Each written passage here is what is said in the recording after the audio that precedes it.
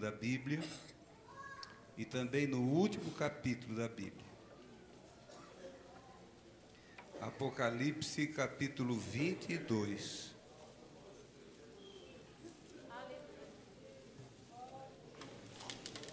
Vivemos num tempo de tantas desesperanças. E parece que o povo de Deus, que deveria estar demonstrando, cantando, glorificando a Deus, vive desesperançado, não sabe o que está fazendo. Mas eu creio que você, que ouve a palavra, sabe muito bem discernir esse tempo de calamidades que nós estamos vivendo. Versículo de número 8 do capítulo 22.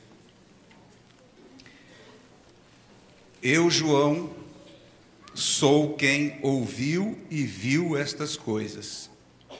E quando as vi, prostrei-me ante os pés do anjo que me mostrou estas coisas, para adorá-lo. Então ele me disse: vê, não faças isso. Eu sou conservo teu, dos teus irmãos, os profetas, e dos que guardam as palavras deste livro. Adora a Deus. Disse-me ainda: não seles as palavras da profecia deste livro, porque o tempo está próximo. Continue o injusto fazendo injustiça, continue o imundo ainda sendo mais imundo, o justo continue na sua prática da justiça, e o santo continue a santificar-se. Eis que venho sem demora, e está comigo o galardão, que tenho para retribuir a cada um segundo as suas obras. Eu sou o Alfa e o Ômega, o princípio, o primeiro e o último, o princípio e o fim. Bem-aventurado aqueles que lavam as suas vestiduras no sangue do Cordeiro, para que lhes assista o direito à árvore da vida, e entrem na cidade pelas portas. Ficarão de fora os cães, os feiticeiros, os impuros, os assassinos, os idólatras e todo aquele que ama e pratica mentira. Eu, Jesus, enviei o meu anjo para vos testificar estas coisas às igrejas. Eu sou a raiz e a geração de Davi, a brilhante estrela da manhã. O Espírito e a noiva dizem: vem. Aquele que ouve, diga: vem. Aquele que tem sede, venha. E quem quiser, receba de graça da água da vida. Querido Deus, meu Pai, tenho certeza, Jesus, que esta é a Tua palavra para esta noite. Não deixa, Senhor, eu vacilar diante desta responsabilidade e desse momento que concedes a mim, Teu servo, para poder transmitir, Senhor, a Tua bendita e santa palavra. Ó querido Jesus, aleluia. Eu creio na profecia, eu creio na profecia, eu creio no profeta, aleluia, que transmite a Tua palavra segundo o Teu querer. Jesus bendito, ajuda-nos, Senhor, mais uma vez. Amém, amém. Queiram ficar sentados, irmãos. Eu louvo a Deus pela força que ainda o Senhor me dá de poder sair de Itajaí às 5 horas da tarde e chegar aqui às 7h30, não é? Chovendo, neblina forte na serra. Eu até pensei, não falei nada para Esther, mas ir lá para nada, não é? Trabalhei até meio-dia no pesado. Ir lá para nada não vale a pena. Eu quero ir e ser útil. Quero ir e ver os irmãos alegres. Isso eu já vi. E eu espero que vocês possam levar a palavra para casa. Não só o livro, mas ela gravada no teu coração, no teu subconsciente, porque nós temos um versículo que usamos nas nossas literaturas de ensino, que são muito preciosas e precisas. O meu povo foi destruído porque lhes faltou conhecimento. Pessoas que não têm o conhecimento através da palavra estão perdidas. Ali é mais forte, falando sobre Israel, foi destruído porque não quiseram dar crédito à palavra. Infelizmente, nem todos que entram num lugar como este vêm por causa da palavra. Eles vêm para receber um benefício ou outro por Jesus, mas a palavra não querem, porque a palavra faz diferença na nossa vida. A palavra é um divisor das águas.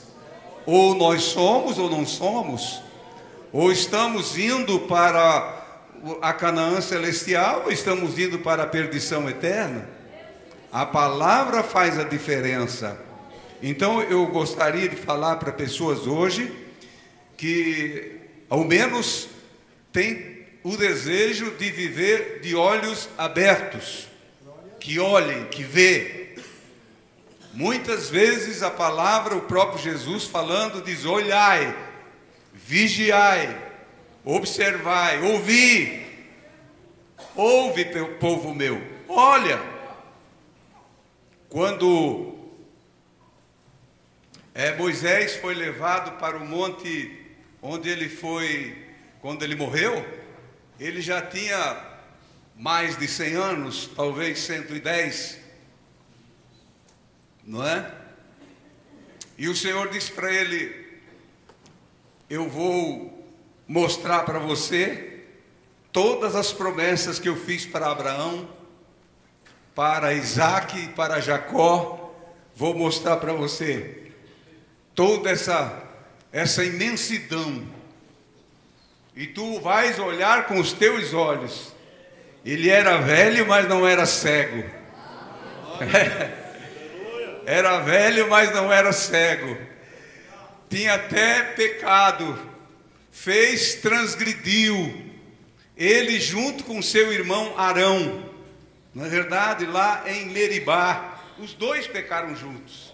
Era o sacerdote e Moisés, seu irmão, um pouco mais. Arão era mais velho do que Moisés, 3 anos, mas o irmão mais velho de Miriam e de Moisés. Mas por terem cometido parece que uma pequena agressão, um pequeno deslize. Claro que nós temos a toda certeza, absoluta certeza, porque a Bíblia afirma isso, que Moisés não desapareceu. E Moisés, Satanás não carregou com o corpo dele. Quis disputar o corpo de Moisés, mas o Senhor disse: não, eu vou guardar para mim. Isso é uma presa minha. Ele é meu. Ele não vai entrar na terra prometida. Deus fez isso para mostrar para Moisés, para Arão e para todos os caminhantes que estavam com eles quem era o Senhor, o que o Senhor exige do homem. Primeira vez você bate na rocha, segunda vez lá na mesma rocha, voltou. Fala com a rocha agora. Moisés e Arão foram chamados pelo Senhor para fazer esse serviço. Arão estava do ladinho de Moisés. Os dois pecaram juntos. Os dois morreram quase que nos mesmos dias. Um tinha 123 anos e o outro 120 anos. Morreram. Arão não se fala muito nele, mas com certeza um dia nós vamos encontrá-lo. Arão tem uma história assim, de altos e baixos. Parece que se eu fosse Deus, eu não perdoaria nunca. Se você fosse Deus, não o perdoaria nunca. Ele transgrediu, não é? De uma forma muito cruel. Avançou o sinal de uma forma cruel diante do Senhor. Fez um ídolo. Ele abominou aquilo que ele já tinha aprendido. Ele já tinha ouvido a voz de Deus, porque ele já tinha subido antes com Moisés até certo lugar no monte, e o Senhor tinha passado ordenanças para o povo de Israel. Não era a primeira vez que Moisés subia no monte, ficava 40 dias lá e voltava. Ele já tinha estado lá não sei por quanto tempo com Arão, mais um número de 70, eu acho que 70 anciões, e os filhos de Arão com ela. Arão tinha experiência com Deus. Imagina não ter experiência com Deus, desde o Egito, quando se encontrou com Moisés, e fizeram todas aquelas maravilhas, viu o mar vermelho se abrindo, ele fez tantas coisas gloriosas, mas teve um momento que ele vacilou. Moisés desceu do monte 40 dias depois, e encontrou aquela abominação fundida de ouro. Arão foi questionado por Moisés, dizendo: o que foi isso, homem? O que esse povo fez para você, que você cometeu tal agressão? Não, o povo, você sabe como é que é. São terríveis, o povo é indomável. E eles pediram, eu fui na voz deles. E eu fiz isso aí, coloquei isso aí no ouro no fogo, e saiu isso que saiu. Mas eu creio que Arão naquele dia, irmãos, a Bíblia não diz, mas pela fé nós podemos ver como Deus trabalha na vida do homem. Arão chorou muito.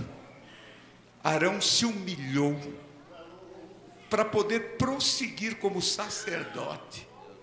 Mas lá na frente, no capítulo 40, quando tudo estava preparado já, o tabernáculo estava pronto, os utensílios estavam prontos, tudo estava pronto, o Senhor fala para Moisés agora: dá um banho em Arão, lava Arão, joga água limpa nele, nos filhos dele, troca a roupa dele, coloca a roupa santa nele, coloca nele, põe nele agora aquelas roupas especiais que eu mandei fazer, roupa sacerdotal, coloca nele, para que ele possa ministrar. E quando Arão se colocou nas mãos dos que lavaram ele, aprontaram, prepararam ele, quando ele entrou para ministrar no cenáculo, a glória do Senhor desceu sobre aquele lugar. Ele saiu. Irmãos, são oportunidades que Deus vem dando para o homem desde o princípio. É difícil contar a história de Arão, mas lá no final, quando ele morre, não diz que foi escondido o corpo dele como o de Moisés. Ele morreu, as pessoas, os hebreus o sepultaram, mas choraram sobre a morte dele, choraram a morte dele por 30 dias, choraram porque o amavam. Deus dá um jeito na nossa vida. Hoje não é mais alguém que vem me dar um banho, mas é o precioso sangue de Jesus. Como diz a Escritura que acabamos de ler, lavamo-nos, são que se lavam no sangue do Cordeiro, para poder chegar àquele santo lugar, entrar na cidade pelas portas. Irmãos, nós precisamos estar vendo. Nós estamos vivendo num tempo de calamidades. A nossa nação está passando por momentos de angústia. Não é somente porque, como já ouvimos o pastor falar, que o Brasil perdeu vergonhosamente ontem. Eu creio que eu não estou cometendo nenhum crime em falar isso para os irmãos aqui, falando de Copa do Mundo. Eu não vi nenhum gol, mas eu leio, eu sei o que aconteceu. Eu sei as declarações que foi feitas sobre isso. Esse técnico disse: isso é uma maldição. Foi uma maldição, porque o Brasil, a nossa seleção nunca passou por um vexame desse. Isso é uma maldição. Irmãos, para o brasileiro fanático, para o brasileiro sem Jesus, sem salvação, eu não estou falando em brasileiro sem igreja, porque quase todos os brasileiros têm igreja, porque toda esquina tem uma igreja. Eu estou falando em brasileiro sem salvação, em brasileiro sem o perdão, em brasileiro sem comunhão com o Espírito Santo. Esses brasileiros foram mais feridos do que os Estados Unidos foram feridos quando foi derrubada as Torres Gêmeas, que era o centro financeiro dos Estados Unidos da América. O Brasil foi mais ferido ontem do que os americanos, no seu orgulho. Isto é sinal de Deus. É sinal de Deus para aqueles que Deus diz: te purifica mais, te santifica mais, seja mais justo, seja mais presente. E os brasileiros vão fechando o ouvido. Há uns 25 anos atrás, eu voltei no lugar onde, não foi a única vez, de vez em quando vou lá, mas aquela vez fazia anos que eu não ia, porque, sei lá, não era o povo que eu achava que era o meu povo. Mas eu fui. Jesus tinha feito uma obra grande na minha vida, faz quase 30 anos isso. E eu voltei lá, e naquela congregação, era um domingo à tarde, tinha um culto, e eles cantaram o hino assim: tantos como areias do mar, tantos como areias da praia, são os remidos naquele dia. E tinha um velho índio, que eu fazia talvez uns 15 anos que eu não via mais, e ele tinha ficado cego, e eu não sabia, mas ele estava na igreja com uma bengala, enquanto os irmãos cantavam o hino, tanto como a areia da praia, tanto como a areia do mar, ele pegava aquela bengala de uma madeira tosca, né, e começava a apontar assim, e olhava assim, rodeava e olhava. Eu falei: mas o que esse índio está fazendo? Ele está cego. Eu tinha falado um pouco antes, o nome dele é Cangui, ele já morreu faz tempo, um índio nativo ainda. Ele era crente de verdade. Eu conhecia aquele irmão crente de verdade, batizado no Espírito Santo, agora velho e cego dos olhos, fisicamente cego, mas espiritualmente ele estava vivo, e ele apontava aquele ao redor como ele estivesse vendo tudo aquilo que o Senhor tinha prometido de fazer um dia com os seus escolhidos. Nunca mais esqueci dessa cena. Nós podemos ficar cegos fisicamente, nós podemos ficar velhos, ficar doentes, mas não podemos ser cegos espirituais. O Senhor quer dar visão espiritual para você nessa noite. Eu quero orar por você que é cego espiritual nessa noite. Aleluia. O Senhor tem falado comigo nesses últimos dias, e eu preciso passar isso para os irmãos. Nós precisamos ter mais visão espiritual. Irmãos, o nosso país, essa pátria querida, que ontem eles dizem que foi envergonhada, nós continuamos na nossa vida do mesmo jeito. Nós estamos olhando, a nossa bandeira não foi rasgada, as nossas roupas não foram tiradas e jogadas fora.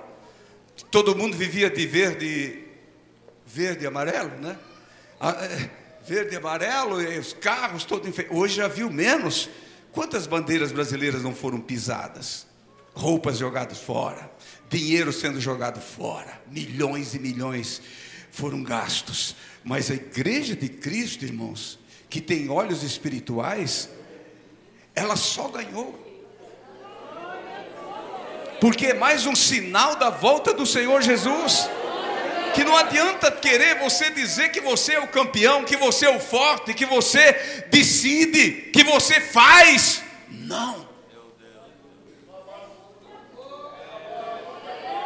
Nós precisamos, irmãos, ter a graça do Senhor para não entrar também nesse navio que está levando este mundo ao encontro do prazer, ao encontro da desgraça. Eu não posso deixar de ler um versículo que um irmão, quando eu entrei aqui, ele abriu a Bíblia dele e mostrou para mim. Pastor, o que o senhor acha disso? Eu anotei aqui, Ezequiel, capítulo de número 8, versículo de número 12. Eu não sei por que o irmão mostrou isso para mim. Eu sentei do lado dele, ele abriu a Bíblia e já mostrou. Por que isso? Você vai ver que é porque pessoas não se santificaram. Pessoas que tiveram promessas e não ligaram mais para as promessas. Pessoas que tentavam se esconder de Deus. Então me disse, é Ezequiel falando sobre a abominação de Jerusalém. Então me disse: viste, filho do homem, o que os anciões da casa de Israel fazem nas trevas? Cada um nas suas câmeras, pintadas de imagens? Uma pergunta. Pois dizem: o Senhor não nos vê, o Senhor abandonou a terra. Disse-me ainda, versículo 13: tornarás a haver maiores abominações que estas que estão fazendo? Por que o Senhor, irmãos, exige de nós mais santificação? Não vai pensar você, irmão, irmã, que eu sou mais santo que você.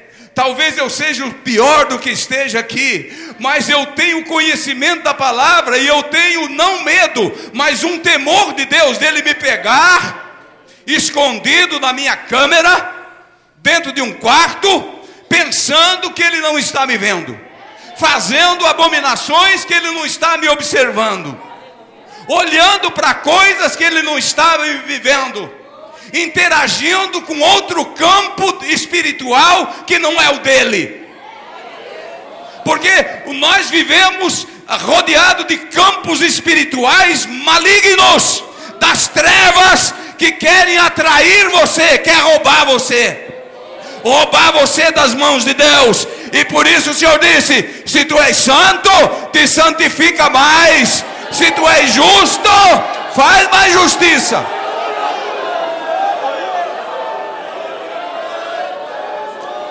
Porque nós vivemos este tempo de amargura, de perversidade.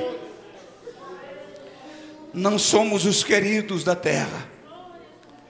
Mensageiro que fala a verdade não é o querido, é o mais, talvez, desprezado pela congregação. Se eles pudessem fugir da gente, fugiam. Mas temos um compromisso com a verdade. Bendito é o nome do Senhor. O Senhor está aqui, meus irmãos, e fala com alguém. Avisa você e diz para ti: eu estou te vendo. Eu tenho um grande amor por você, mas você tem se escondido de mim, mas eu te vejo. Aleluia, eu te olho, eu tenho te observado, eu tenho ouvido as tuas mentiras, eu tenho visto as tuas abominações, eu tenho notado o teu engano, e eu não estou satisfeito contigo. O Senhor diz isso para nós nesta noite. E nós precisamos, irmãos, de um conserto com Deus. Agora, nós vivemos nesse país que todos ficam seguros, porque aqui não acontecem terremotos. Nunca se ouviu falar no maremoto no país. Eu penso nisso, eu moro assim bem pertinho do mar. Falei, se esse mar um dia levantar, ele me pega aqui, não é? Nunca se ouviu falar nisso. Mas quando o cidadão de ontem disse: isso é uma maldição, isso nunca podia acontecer com o Brasil. Eu li hoje de manhã: mas que coisa, que é isso? Nunca podia acontecer no Brasil. Olha, irmãos, está sujeito a acontecer qualquer coisa aqui. porque Deus ama essa nação. Deus começou um trabalho aqui nessa nação há um século e pouco passado, que se ela tivesse dado crédito e ficado firme nas promessas daquele Senhor amado que nós servimos Ele hoje. Você serve à luz da palavra. Esse país não era o que é. Leis não seriam tão agressivas contra nós como são. Leis não seriam tão agressivas contra a família como são. Havia homens que se levantariam, havia uma igreja de joelho de dia e de noite e diz: não, Deus, aqui não. Mas muitos pastores, muitas igrejas, para vergonha nossa, meu irmão, você olha numa capa de uma revista que é a mais lida nessa nação e vê duas pastoras abraçadas e dizem que casaram-se as duas. E tem uma igreja para esse tipo de pessoas. Deus não está mais suportando o mau cheiro que sai dessa nação, e por isso Deus vai tomar uma posição. Está no tempo que nós nos santificarmos mais do que estamos e vigiarmos mais, porque o Senhor vai tomar conta. Eu ouvi, irmãos, uma declaração do presidente do Equador, da República do Equador, Manuel Correia. O nome desse presidente, ele diz que estava no Congresso, estava no Congresso uma lei para casamento de pessoas do mesmo sexo e outras coisas mais que agrediam a família. Ele fez uma declaração pública para toda a nação, dizendo: se esta lei for aprovada no Congresso da minha nação, eu renunciarei à República de imediato, porque eu terei vergonha de ser presidente de um país onde vai haver uma agressão tamanha contra as famílias. Você sabe que muitos países da terra, alguns países, não muitos, apoiaram ele, inclusive a Rússia. Mas o nosso país, o nosso Brasil, declarou que aquela palavra era uma palavra agressiva, que não estava desrespeitando os direitos humanos. Qual é o direito humano, meu irmão? Qual é o direito do humano? É reconhecer o seu Criador, reconhecer o Salvador, reconhecer aquele que ditou as regras, que ensinou os primeiros passos para os seus filhos, aquele que criou o céu, que criou a terra, que criou os alimentos, que criou todos os meios necessários para as pessoas viverem e viver bem sobre a terra. Ele está sendo agredido e chamam isso de agressão contra os direitos humanos. Oh, irmão, Deus não está dormindo, Ele está vendo, Ele está olhando.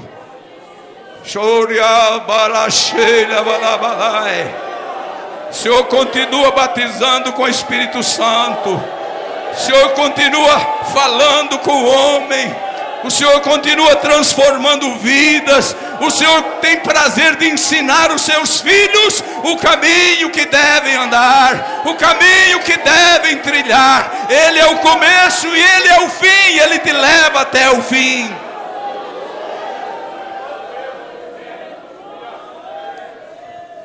Sou do tempo que lembro-me de uma igreja, de um povo diferenciado em tudo. E eu, rebelde, como menino, como adolescente, achava: Deus, por que eu tenho pais assim que me forçam? Não era forçado, mas tenho que ir na igreja com eles. Por que eu preciso? Por que eles não acharam outra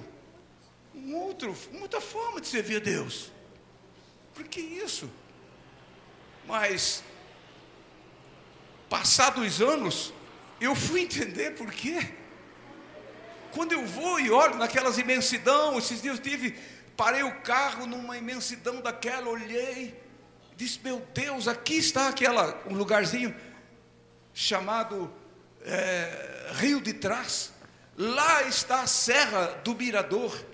Lá está a serra, outra serra que nós conhecemos, as montanhas, aqueles vales, aqueles canhadões, aqueles grotões. E quando nós morávamos lá, a 40 quilômetros dali onde eu estava, os irmãos iam a pé nos visitar lá. Iam montado num cavalo. Às vezes chegavam tarde da noite, às vezes dormiam na estrada. E quando eles tinham lá na igrejinha de tábua deles um estudo bíblico, nós vínhamos de lá onde estávamos, lá onde ele estava, esse passeio entre igreja, essa glória. O mundo não tinha nada a ver com aquele povo, era um povo diferente, um povo que recebia o que precisava do Senhor. Bendito é o nome do Senhor Jesus. Hoje nós vivemos numa facilidade, claro que sim. Tudo é fácil, tudo é rápido. Dali onde eu estava e onde eu olhei até onde minha visão alcançou, eu marquei assim, quanto tempo vou levar de carro? 20 minutos. 20 minutos. Naquele tempo era um dia muito bem andado. 20 minutos. Cadê as igrejinhas de lá? Cadê? Onde estão? No lugar de uma tem 20, 30 denominação, tudo brigando um contra o outro. Tudo brigado. Onde está o teu povo, Senhor?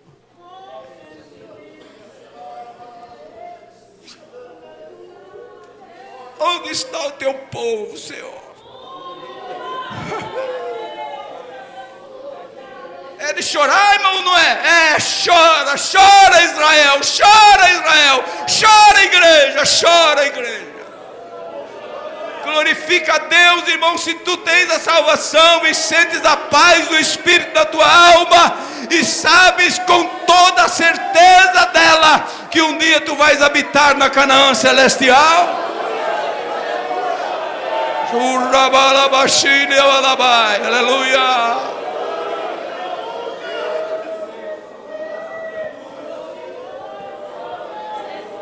Que o Senhor faça, irmãos. Eu sei que depois dessa fala minha aqui, muitos que estão me vendo agora vão me ver, vão me ouvir. Sei lá quem. Quem sabe alguém dizer assim, mas esse irmão, esse pastor é agressivo. Não sou agressivo. O Senhor nunca me ensinou a ser agressivo. Não. Mas tenho um desejo, irmãos, de ver você, de ver eu mesmo, que eu também estou no mesmo barco que você está, ser salvo em Jesus Cristo, andar com segurança, andar com graça e dizer, Senhor, eu cheguei na tua presença. Eu caminhei e cheguei. Aqui, irmãos, não vou poder ir muito além. Disse, eu, João. Tem um ponto, uma vírgula no eu, depois João, vírgula. Sou quem ouviu e viu estas coisas. E quando as vi, prostrei-me aos pés do anjo que me mostrava as coisas para adorá-lo. João estava vendo, irmãos, com os olhos da igreja. Tudo que João viu, a igreja vai ver e muito mais.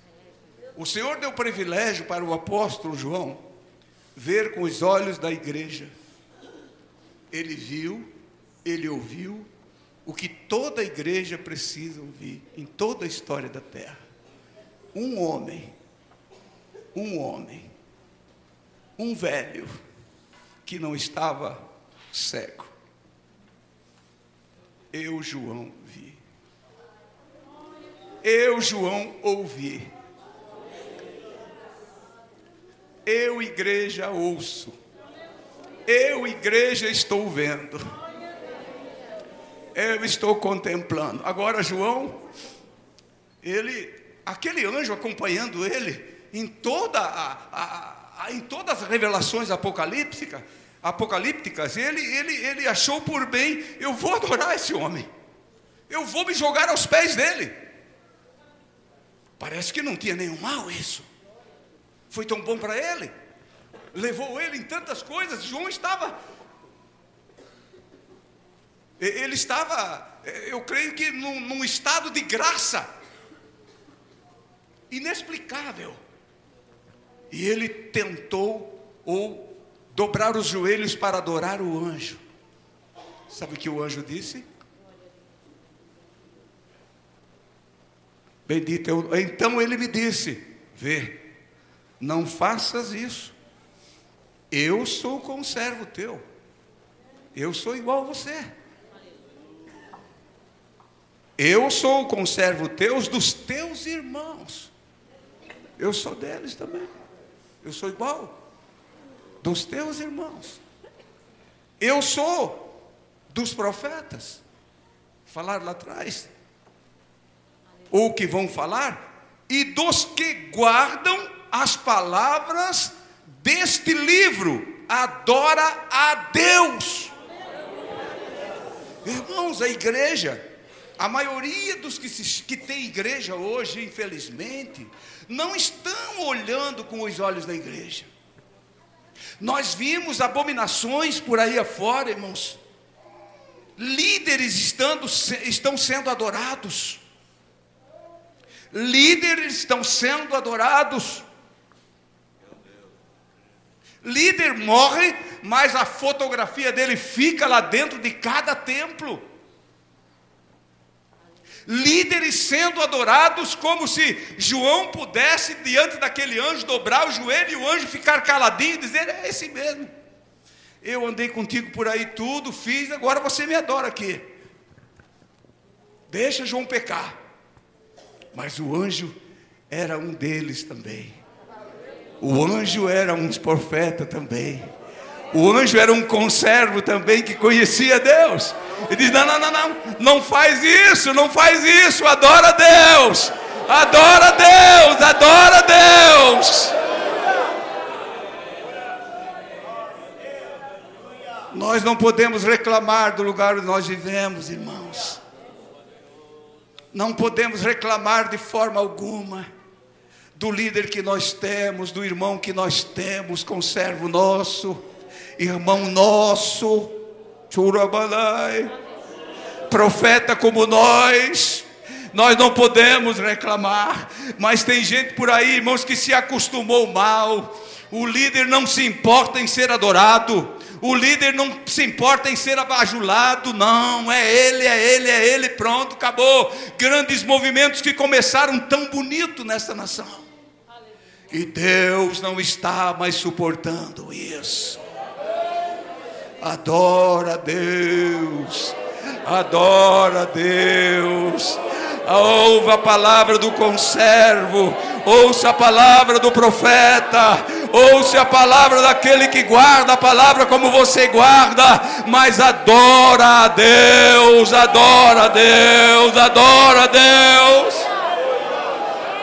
Você sabe, irmão, por que o corpo de Moisés foi escondido por Deus? Para ele não ser adorado, para ele não ser venerado, para o túmulo dele não ser uma abominação. Moisés olhou a terra prometida, mas ele não morreu sem esperança. Ele sabia que o Senhor estava ordenando, fazendo as ordens do Senhor prevalecer, mas ele morreu com esperança. Ele não disse: Deus, mas tu vai me deixar aqui agora? Vai me enterrar e vai me esquecer aqui no buraco? Tu vais me deixar aqui? Eu creio, irmãos, que não foi escrito tudo. Ele disse: não, filho, eu vou te esconder. Tu vai dormir em mim, tu vai descansar em mim. Aleluia. Mas chegou o dia que o Senhor disse: Moisés, acorda, eu preciso de você hoje, para provar que tu és meu, para provar que eu não te esqueci. para provar que eu não te deixei jogado num buraco. Tu és igreja. Tu és igreja. Acorda, Moisés. Moisés acordou, ele e Elias. Lá no Monte da Transfiguração, os discípulos viram Moisés e Elias. Foi ou não foi? Foi ou não foi? Moisés e Elias, olha, Moisés e Elias conversando com o Senhor Jesus. Igreja, igreja, Jesus é igreja, Jesus é o tronco maior da igreja. Depois do dia da morte do Senhor Jesus, da ressurreição, foi visto Moisés e outros profetas nas ruas de Jerusalém. O Senhor não esquece, irmãos, o Senhor não esquece de você, o Senhor não esquece de mim. Ele tem o nosso nome escrito no livro da vida, aleluia. Bendito é o nome do Senhor Jesus. Mais um pouquinho já encerro. Então ele me disse, vê, não faças isso, versículo 10. Disse-me ainda, não seles as palavras deste livro. Não cala a tua boca. Não cele a palavra desse livro. Claro que Moisés, que o Senhor estava falando sobre o livro do Apocalipse, mas nós temos toda a Bíblia. O livro que João estava escrevendo naquele dia. Mas nós temos toda a Bíblia. Há uns satanistas, irmãos, entupindo nossas caixinhas de correio das igrejas, lá na minha cidade, com um estudo, segundo eles, que tem Paulo como um herege, como um impostor, Lucas como impostor, e outros. Ele só crê naquilo que João escreveu e que Jesus escreveu, que eles escreveram sobre Jesus e na revelação. Mas o que Paulo escreveu é abominação, é coisa da igreja romana. Você tem as palavras de Paulo de coisa da igreja romana? O que seria da igreja, meu irmão, se não fosse as epístolas do apóstolo Paulo? Se não fossem as revelações que cumpriram-se na vida de Paulo, quando Jesus disse, eu faço isso, mas aquele que crê em mim fará as coisas maiores do que essa, virão e dirão para vocês coisas maiores do que essa. E eu creio, meus irmãos, que nós vivemos num dia, nesse dia, ore, para que o Senhor levante profetas que profetizem coisas maiores para nós, que nos despertem para o glorioso dia do arrebatamento que chegou. Eu não tenho dúvida disso.